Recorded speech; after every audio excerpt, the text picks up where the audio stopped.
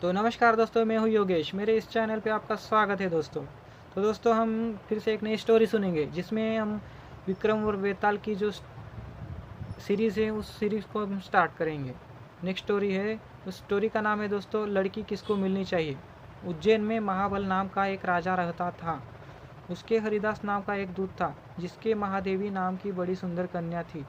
जब वह विवाह योग्य हुई तो हरिदास को बहुत चिंता होने लगी। इसी बीच राजा ने उसे एक दूसरे राजा के पास भेजा। कई दिन चलकर हरिदास वहां पहुंचा। राजा ने उसे बड़ी अच्छी तरह से रखा। एक दिन एक ब्राह्मण हरिदास के पास आया। बोला, तुम अपनी लड़की मुझे दे दो। हरिदास ने कहा, मैं अपनी लड़की उसे दूंगा जिसमें सब गुण होंगे। ब्राह्मण ने कहा, मेरे पास एक ऐसा रथ है जिस पर बैठकर जहाँ चाहो घड़ी भर में पहुंच जाओगे। हरिदास बोला, ठीक है, सवेरे उसे ले आना। अगले दिन दोनों रथ पर बैठकर उज्जैन आ पहुंचे।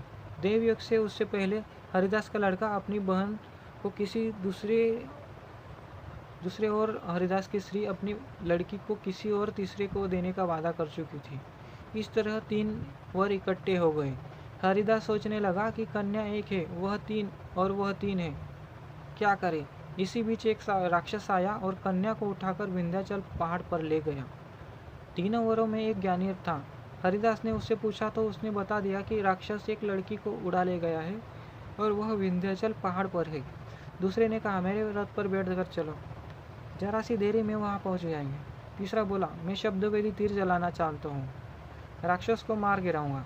वे सब रथ पर चढ़कर विंध्याचल पहुंचे और राक्षस को मारकर लड़की से बचा लाए।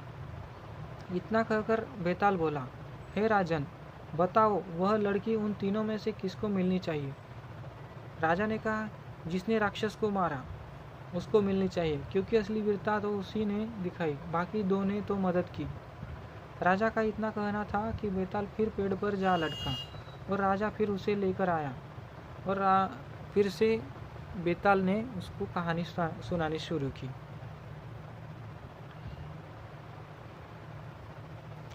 तो नेक्स्ट कहानी है दोस्तों, सबसे बढ़कर कौन। अंग देश के एक गांव में एक धनी ब्राह्मण रहता था। उसके 3 पुत्र थे। एक बार ब्राह्मण ने एक यज्ञ करना चाहता था। उसके लिए एक कछुए की जरूरत हुई। उसने तीनों भाइयों को कछुआ लाने को कहा। वे तीनों समुद्र पर पहुंचे। वहां उन्हें एक कछुआ मिल गया। बड़े ने कहा, मैं भोजन चंग हूँ, इसलिए कछुए को नहीं छूऊंगा। मझला बोला, मैं नारी चंग हूँ, मैं नहीं ले जाऊंगा। सबसे छोटा बोला, मैं स्वेच्छायंग हूँ, सो मैं नहीं ले जाऊंगा। वे तीनों इस बहस में पड़ गए कि उनमें कौन बढ़कर है। जब वे आपस में इसका फैसला न कर सके तो राजा के पास जा पहुंचे। राजा ने कहा, आप लोग रुके, मैं तीनों की अलग अलग जांच करूंगा। इसके बाद राजा ने बढ़िया भोजन तैयार करवाया और तीनों खाने बैठ गए। सबसे बड़े ने कहा, मैं खाना नहीं खाऊंगा, इसमें मुर्दे की गंध आती है। वह उठकर चला गया। राजा ने पता लगा कि तो मालूम हुआ कि वह भोजन श्मशान के पास के खेत का बना हुआ है। राजा ने कहा, तुम सचमुच भोजन चंग हो, तुम्हें भोजन की पहचान है। रात के समय राजा ने एक सुंदर वेश्या को मजले भाई के पास भेजा।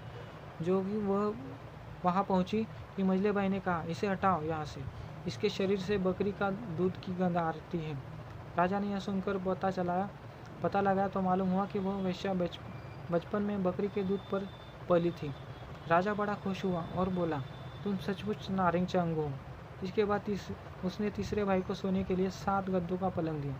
जैसे ही वह उस पर लेटा कि एकदम चीख कर बैठ गया। लोगों ने देखा उसकी पीठ पर एक लाल रेखा खींची थी। राजा को खबर मिली तो उसने बिछाने को दिखवाया। 7 गद्दों के नीचे उसमें एक बाल निकला। उसी से उसकी पीठ पर लाल लकीर हो गई थी। राजा को बड़ा आश्चर्य हुआ। उसने तीनों को एक एक लाख अशर पिया दी। अब वे तीनों कछुए को ले जाना भूल गए, वहीं अंदर से रहने लगे। इतना कहकर बेताल बोला, हे राजा, तुम बताओ इन तीनों में से बढ़कर कौन था। राजा ने कहा, मेरा विचार से सबसे बढ़कर स्वेच्छायंग था, क्योंकि उसकी पीठ पर बाल का निशान दिखाई दिया और वो ढूंढने पर बिस्तर में बाल पाया भी गया। बाकी 2 के बारे में तो यह कहा जा सकता है कि उन्होंने किसी से पूछकर जान लिया होगा। इतना सुनते ही बेताल फिर से पेड़ पर जा लटका। तो दोस्तों, आपको एक स्टोरी कैसी लगी मुझे इस कमेंट बॉक्स में ज़रूर बताइए। और अगर आपको स्टोरी अच्छी लगी होगी तो मेरे इस स्टोरी को लाइक कीजिए मुझे फॉलो कीजिए और ये स्टोरी जो है आगे जो है आप शेयर कीजिए। तो चलो दोस्तों, मिलते हैं नेक्स्ट वीडियो में, तब तक के लिए जय हिंद जय भारत।